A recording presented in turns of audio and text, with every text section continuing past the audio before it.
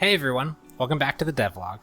Today's going to be a little different. I'm going to record this just kind of in one take because this week's been hectic, and if you guys want to see anything this week, this is probably going to be how I have to get it done.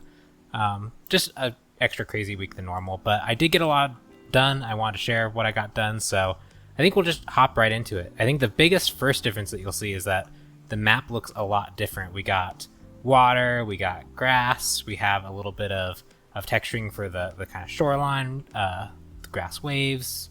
Everything kind of looks a lot nicer. And this is mostly just for me to take a break from some of the implementation and also work out some of the ideas I have for changing the map visual terrain to match the enemy type. So you can see here now, if I actually go into this view, we have this new master material for the land and for the water. And what's nice about that is I can now, in any of my materials that I have, in the environment materials, we can now change out the water for lava, or we can now have mud. And you can see that things change, like these ripples are a lot slower and they're a lot thicker on the mud, whereas on something like the spirits, this one has a lot more rapid, thinner ripples. The texturing is a lot different. We have some kind of like multi-panning and adding together textures. But these are all from the same master material. You can see here the lava. All these settings are exposed for me to play around with, which is really, really neat. And I did get one example working with the land, where now we have some kind of like brick texturing, and we have a little bit of randomization in that as well. And we can change things like what texture we're using, what kind of soil color we want to use, and things like that, which is definitely really neat. And I got to kind of explore more material work, which is really fun. Let's just set everything back to normal, just so we can go back to where we were. Cool. So yeah, that actually was most of this week. I did get to focus on some of the other things I planned to, like the actually implementing debuffs. But first, we can talk about just a little bit of restructuring the project. So I've had these structures for these data structures for structures, and these data structures for enemies that contain some data, but they've been really kind of inaccessible and hard to use, just like this.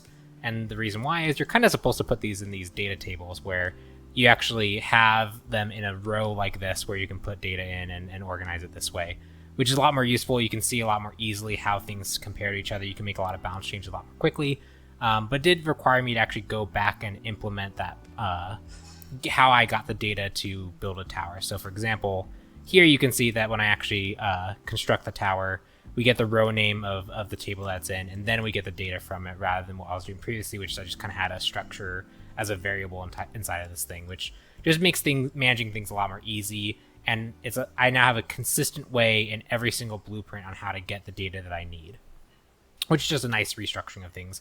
Enemies, again, also have theirs. You can see here we have the green, red, and gray slime, and they're now using this table as well. So that was not a big thing, but it just took a while to kind of go to all the places in the game that what needed data and actually updating it to get data this way. So not too bad.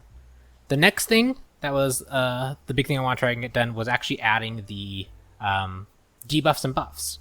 So the way that I'm doing it is I've created this component. And so whenever you're making a blueprint, when you're adding these things are components.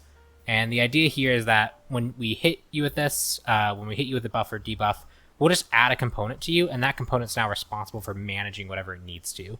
So when we apply it, we check, hey, are you applying it with a duration? If you are, we're going to apply the effect and then get ready to remove it after a certain time. And if we didn't supply duration, we're going to assume this is an infinite effect. And then we have these custom events here that are unimplemented because the base effect is just a placeholder. Then we go to the slow, which is a child of this effect. And you can see here now we've actually implemented this apply effect and remove effect. And in this case, we're using what's called interfaces. So interfaces kind of allow you to send a command to a blueprint without necessarily knowing what type of blueprint it is. If you've ever worked in Unreal, this is when you need to cast something and be like, hey, I'm going to cast to this type of blueprint so I can get the right variable, get the right function to call. But interfaces let you just kind of send a message out and say, hey, have you implemented this interface? And if you have, do whatever you need to do with the fact that we tried to call this. So just to kind of give you an example of what that means is if we go to the base enemy, you can see here on the class settings, we've implemented those two interfaces. And so when those events get called, it knows what to do with it, which is we need to add a slow amount to the total slow amount that we have on the target right now. And then we need to recalculate your modified movement speed to set you to the right movement speed. And same thing when we remove the effect. We're going to take away that slow amount and then we're going to recalculate movement speed with that slow amount removed. So there's just kind of this universal tracker of how much slow is there. And then when we recalculate, we do it's basically your base movement speed divided by 1 plus the slow amount. And this kind of always means that you'll trend towards 0, but you'll never get there, which just makes it so it has some soft built-in diminishing returns with the slow. So yeah, these were the major things that I wanted to get done this week. The kind of break from implementation and working on the art was a lot of fun. Even though I'm not very good at it, it's good to practice it and kind of get better at it. And then restructuring how all the towers talk to each other and how all the enemies talk to each other in regards to the passing along of data. Using this data table is going to make things a lot easier going forward. It just took some time updating things that were there. And then now that we have this kind of generic effect category, we can start to do things like burn the target and deal damage over time, or poison the target and deal damage over time. We can apply an effect that now boosts a tower's attack speed.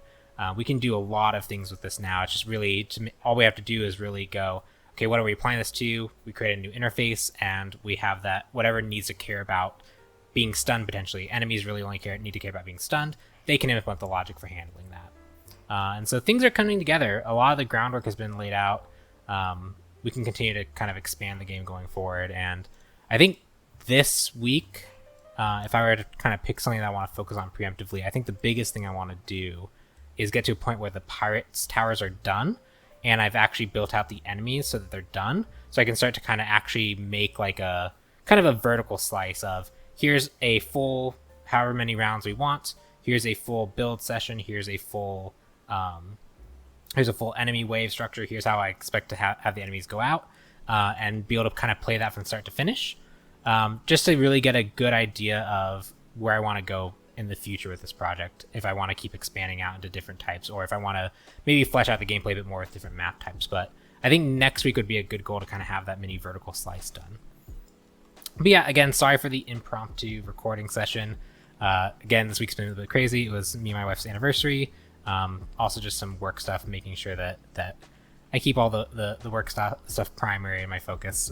So that took a little bit of time of my personal project this week, but not too bad. I still got a lot done given that I didn't actually have as much time to work on it, but it does mean that the video editing had to take a sideline this week. So maybe next week we'll go back to it, but let me know what you think of this. If it's a bit more entertaining to watch it in this form, maybe I can just do this going forward.